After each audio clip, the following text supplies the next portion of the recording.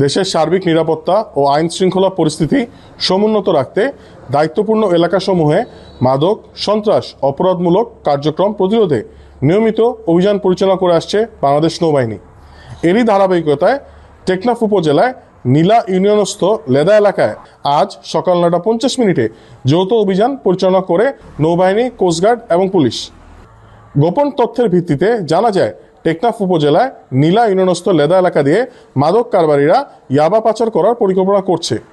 সংবাদ প্রাপ্তির সাথে সাথে নৌবাহিনী, কোস্টগার্ড এবং পুলিশের আভিযানিক দল উক্ত এলাকায় ওৎপেতে থাকে।